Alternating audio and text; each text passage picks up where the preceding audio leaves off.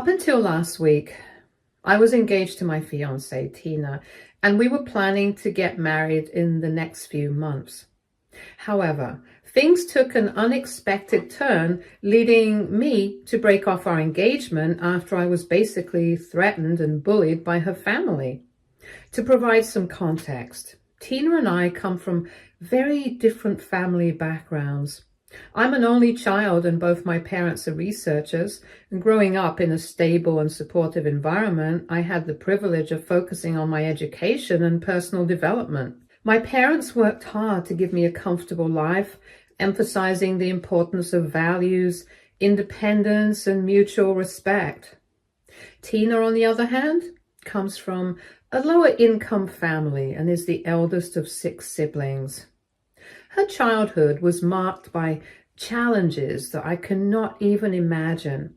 Her parents always struggled with various addiction issues, which put a strain on the family's finances and stability. As Tina and her siblings grew older, her parents shifted much of their financial burden onto the children, expecting them to provide for the family. When I first started dating Tina, she was very upfront about her family situation. She explained how she sends money back to her family every month to help them with their expenses since her parents didn't have a stable job.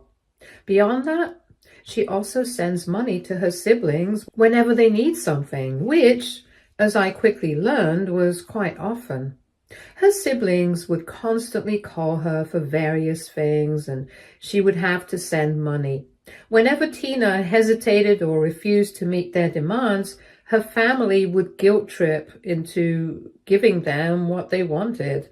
They would tell her how, as the oldest, it was her responsibility to take care of them, and that family is family, so she had to be there for them.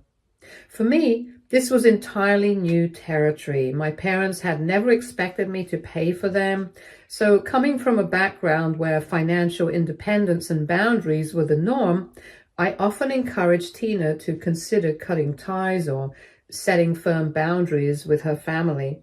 I genuinely believed that allowing her family to constantly take advantage of her was unhealthy. However, Tina always made it clear that this was her business and something I shouldn't interfere with. Whenever the topic came up, she would push back, sometimes even accusing me of being inconsiderate.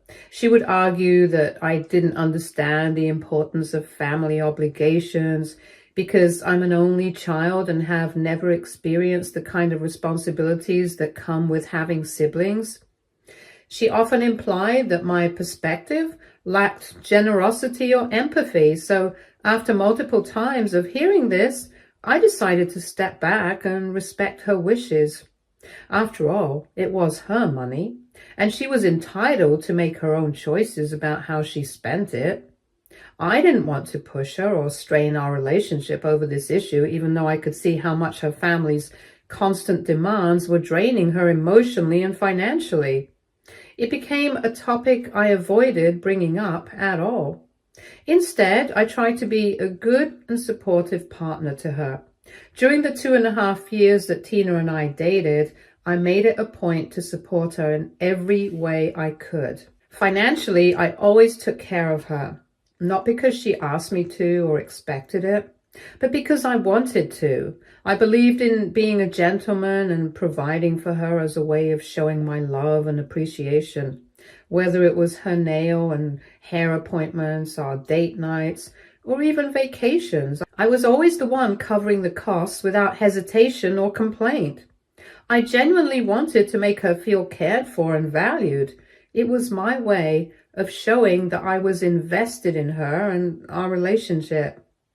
This month, after 2.5 years together, I finally popped the question and proposed to Tina. I thought our relationship was going great and we needed to take the next step. When she said yes, I was on cloud 9, excited for what lay ahead and felt certain that we were entering one of the happiest chapters of our lives. The very next day, Tina's parents invited us to lunch at their home. I assumed it was their way of congratulating us on our engagement and welcoming me officially into their family. Wanting to show respect and appreciation, I didn't think twice about accepting their invitation. However, when we arrived, I quickly realized that this gathering was far from a celebratory occasion.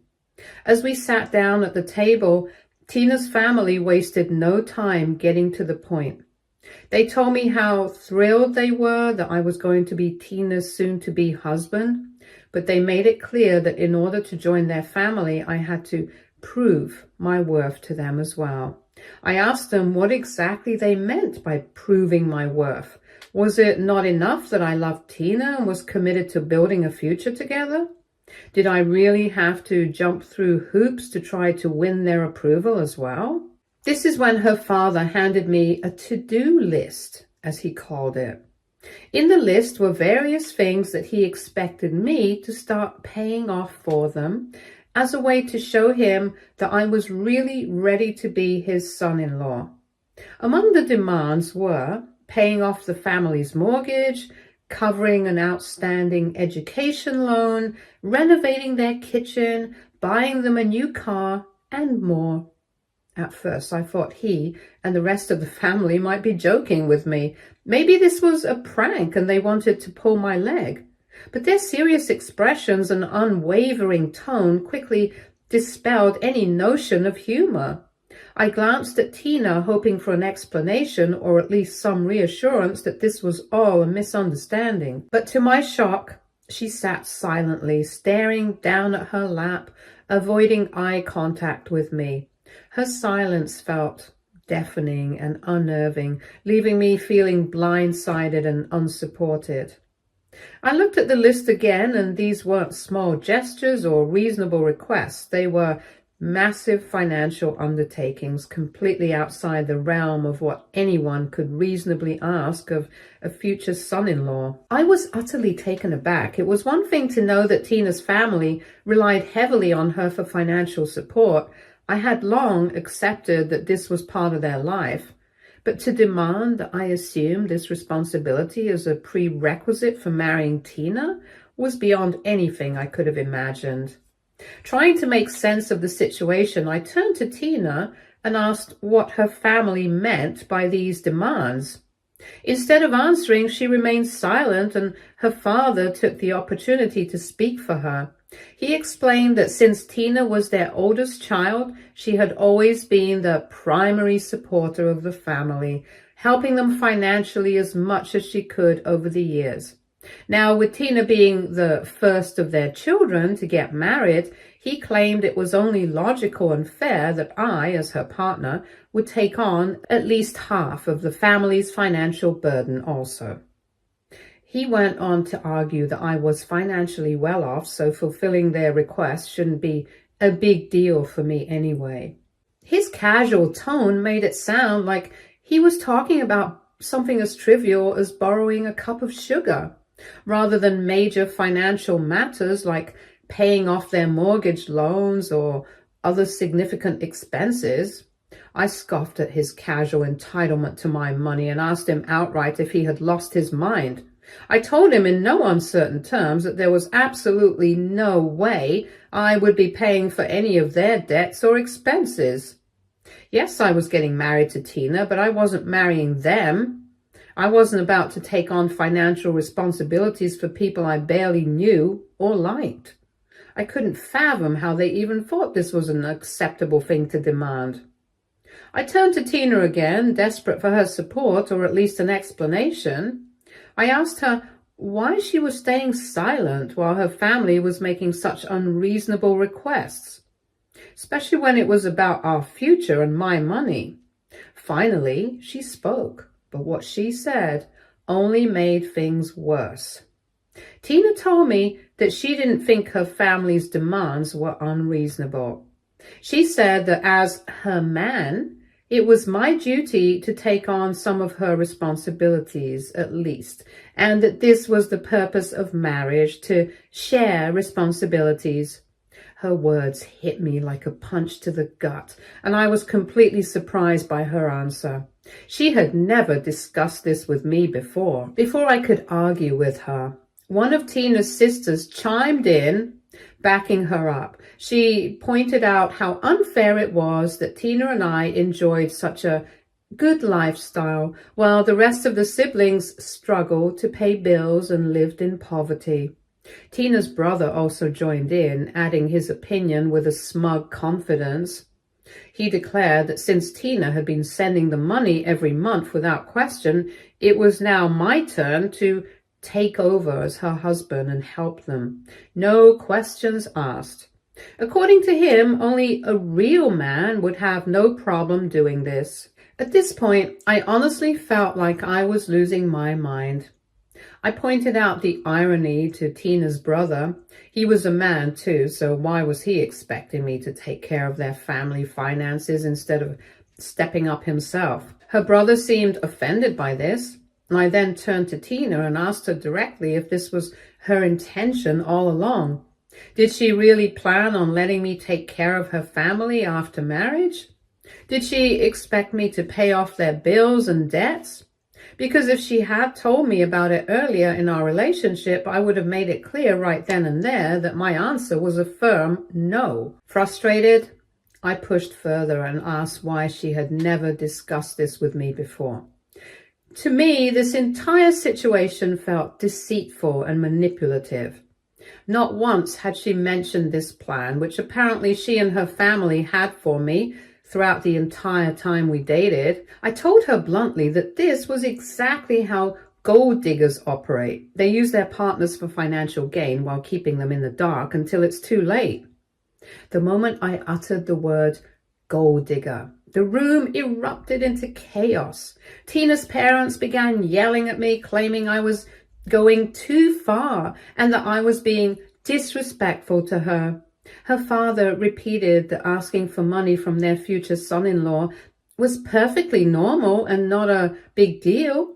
Her mother chimed in, insisting that this was a family obligation and that I needed to start acting like part of the family if I wanted to marry Tina. Tina, visibly embarrassed but still defensive, argued that this was something any woman would expect from her partner. She doubled down on the idea that I was being selfish, bringing up the fact that I'm an only child and don't understand what it means to have a large family. She even tried to reassure me that all I had to do was pay off everything on the to-do list and promised that her family wouldn't ask me for anything more in the future. But as I looked around the room at her family's faces, all I saw were the greedy, calculating faces of people who knew exactly what they were doing. They were jackals, and I felt like a complete fool for not seeing it sooner. For years, I had trusted Tina and overlooked the red flags, thinking it would never affect me. But this lunch had made everything crystal clear. Her words were the final nail in the coffin. They revealed a sense of entitlement that I simply couldn't overlook. As much as I had cared for Tina, I knew then that I could never marry someone who viewed my financial stability as a resource to be drained for the sake of her family. I shook my head, feeling a mix of disbelief and clarity. I then turned to Tina and told her if she wanted to call me selfish just because I didn't want my bank account to be drained, then she was right. I was selfish. I was selfish enough to not let them convince me to be their meal ticket for the rest of my life. The fact that she supported their demands only proved to me that she had always harbored this ill intention and had probably been hiding her true self from me the entire time. I asked her outright if she really saw me as a naive person who she could just marry and manipulate into taking on her family's burdens. Hearing this, Tina's face flushed red, and she began stammering and denying everything I had said. She insisted that I had significant savings and came from a stable financial situation, while she and her family had nothing. Tina argued that it wasn't even that unfair for her or her family to ask me for financial help. In her mind, the fact that I had So much meant I should easily be able to help them out without hesitation. At this point, I closed my eyes and took a deep breath, trying to regain some composure. I had always prided myself on being an intelligent and discerning person, but in this moment, I realized just how thoroughly I had been played by this woman I once thought I knew. It was a sobering realization. This wasn't about love or partnership anymore. This was about what I could provide and how much she and her family could extract from me. When I opened my eyes, I looked differently at Tina and told her I wasn't going to argue with her anymore. Clearly, she expected me to step up and provide for her family, but I couldn't do that. And since she needed a man who would, there was no point in us staying together anymore. I made it clear that we were done and that our engagement was officially off. Tina looked at me in horror as I told her that she needed to find someone else who would be willing to be her family's scapegoat, or better yet, their golden goose. Then I asked for the engagement ring back. Tina had insisted I buy her a large diamond ring, and I had bought it because I wanted to make her happy. However, if there wasn't going to be a wedding, I saw no reason for her to keep it. This is when Tina and her family immediately started arguing with me. Her sisters began shouting, accusing me of breaking my promise to marry her. Tina herself, now teary-eyed, kept pleading with me to take some time to think things through, saying that I was making a rash and overly harsh decision by breaking off things with her. She assured me that if I just calmed down, I would realize that her family's requests weren't unreasonable and that we could still work things out. Her father, on the other hand, became more confrontational. He angrily declared that I had no right to break his daughter's heart after she had dedicated 2 vital years of her life to me. He acted as though I was some villain for walking away, ignoring the fact that their behavior was the root of the problem. He even suggested that after everything Tina had sacrificed for our relationship, I had no choice but to keep my word and marry her. Otherwise, he and his sons would beat me up. Despite the threats, the shouting and the pleas, I stood my ground. I told them I didn't care what they threatened me with because there was nothing in this world that would make me marry Tina after what I had just found out. I had made my decision and no amount of guilt-tripping or intimidation was going to change it. I informed them that if they so much as touched a hair on my head, I would call the police on them and sue them with every penny I had.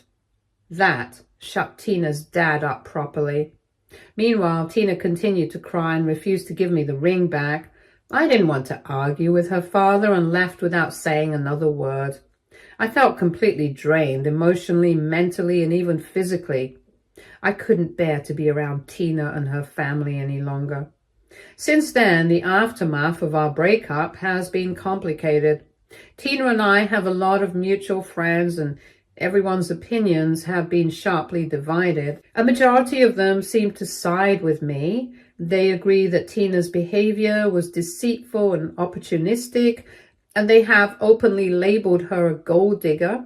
They believe she knowingly kept her family's expectations hidden from me until I was fully committed to the engagement, and they agree that I had every right to walk away from her. However, there are a few, mostly some of the women, who feel differently. They express that, in their opinion, I should have at least considered helping Tina's family out financially in some small way.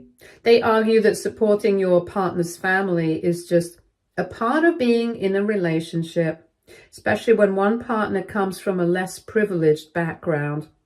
They believe I was too quick to dismiss the idea entirely and that I could have tried to find a compromise, even if it didn't mean fulfilling all of her family's outrageous demands. So I'm on Reddit to know if I really did a bad thing by breaking up with Tina. AITA, Update 1. Hello guys, I've just found out that Tina has been going around telling people that I'm not man enough because I refused to take up any of her family's burdens and left her like a coward. She's even gone as far as to claim that any woman who marries me in future is destined to have a horrible life because, according to her, I'm selfish and only think about myself. These accusations are not only untrue, but deeply unfair, considering how much I gave to our relationship and how I treated her with love and respect up until the moment her family crossed the line. For those who are asking how I could have been with someone like Tina without realizing her true nature, believe me, I had no idea. Do you really think I would have spent over 2 years of my life with a woman who expected me to fund not only her lifestyle, but also her family's? Absolutely not. If I had seen any signs of this behavior earlier, I would have ended things immediately.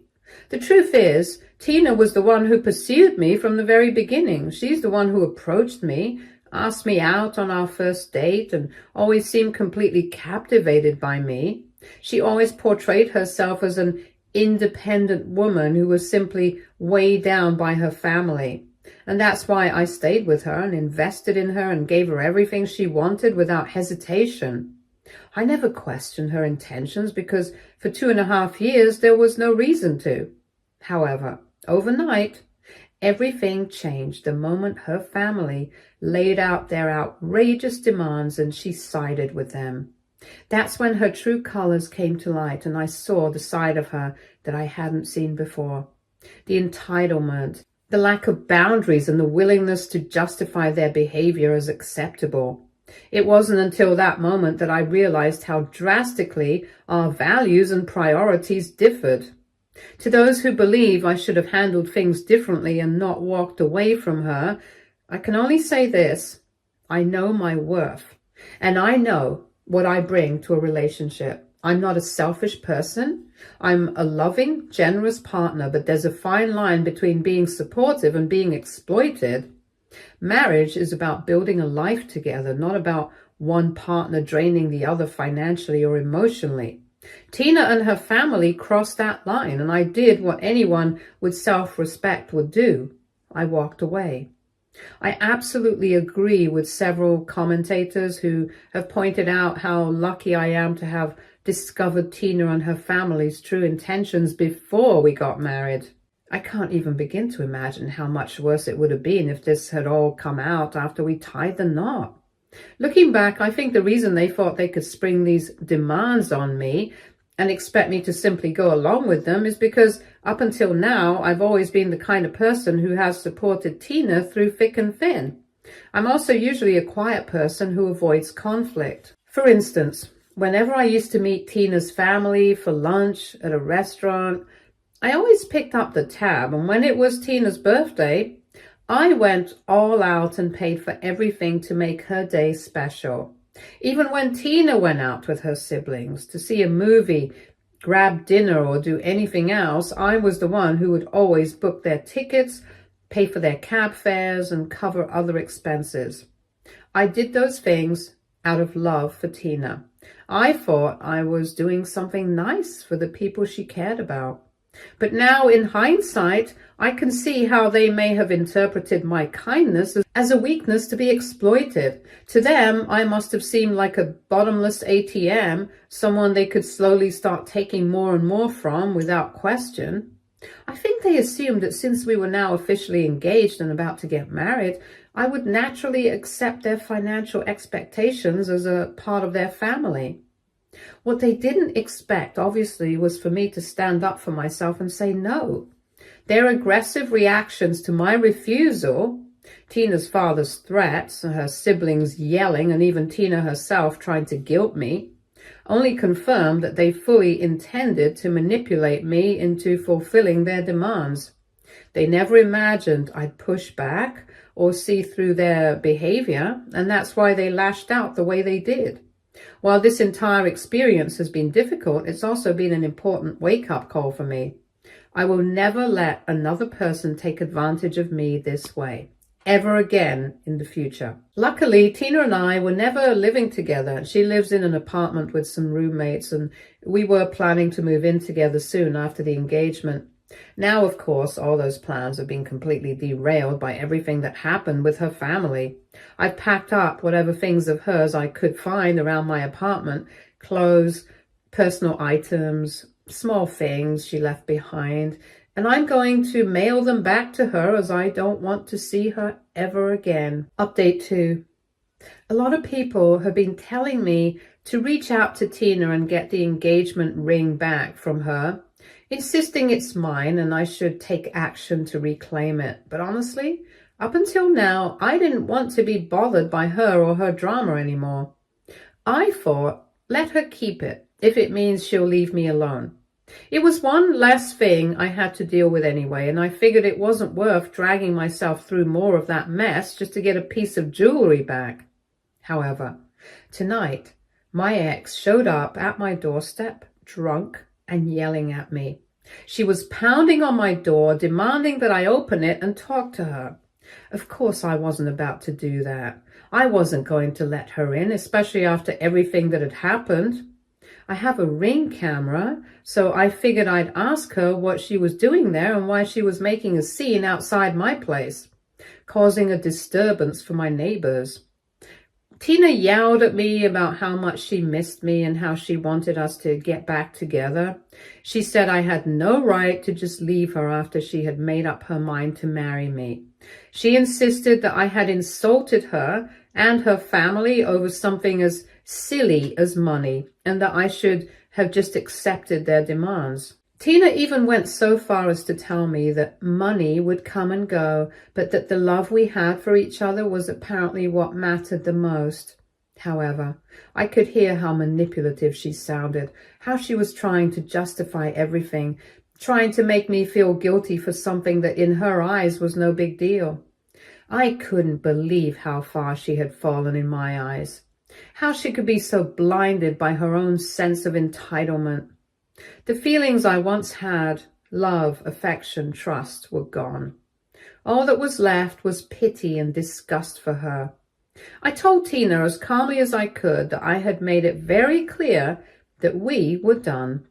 I had spent so much time and effort supporting her and her family out of love and courtesy, but expecting me to be their cash cow forever was something I never signed up for. I had always been patient and understanding towards her family, but this was crossing a line I couldn't ignore. Tina responded by arguing that this was just how all marriages worked and that I needed to educate myself on how these things went. I snapped back at her, telling her I was really tired of her generalizing and assuming that this kind of behavior was acceptable. It was irrational of her to expect her partner to shoulder the financial burden of her entire family. I told her that, up until now, I had genuinely felt sad for her. I understood the pressure she felt to support her family, and that's why I always paid for her things throughout our relationship. But now I realized that she was just like them, using me for money. She had probably waited for me to propose and marry her so she could then force me to take on her place. Hearing this, Tina looked offended, but I could see the truth in my words hitting her. She began arguing with me more, but I was done. I told her she needed to leave my property immediately, and that if she didn't, I would call the police. At that point, Tina began to beg me to unblock her on my phone at least, but I refused. I told her that I didn't want to speak to her ever again. I had no more patience for her manipulation or games. In the end, she stormed off after kicking and cursing at me through the door. Update 3. It's been 4 months since my last update, and it's been a lot to process, but I finally moved out of my old place. Right now, I'm staying with my parents while I search for a new home. It wasn't an easy decision, but I didn't have much of a choice. You see, Tina and her family have continued to harass me all this time, and it was making living at my old place unbearable. I had to get out of there for my own peace of mind. Over the past few months, I've also had to distance myself from some friends who were still siding with Tina. They've been pleading with me to give her another chance, but it's clear they don't understand the gravity of what she and her family tried to do to me. I've had to go to the extremes of changing my phone number and email address as Tina kept reaching out from various numbers trying to get in contact, and I couldn't keep dealing with the constant stress. After talking things through with my dad, we're now planning to get a restraining order soon. I don't want Tina to ever show up at my new place or even at my parents' place drunk and yelling at me again. Initially, I thought she was just having a hard time accepting our breakup, but I don't want to tolerate that kind of behavior anymore. It's sad that things have come to this, but I have to protect myself. Stay tuned for more stories from our girl relationships.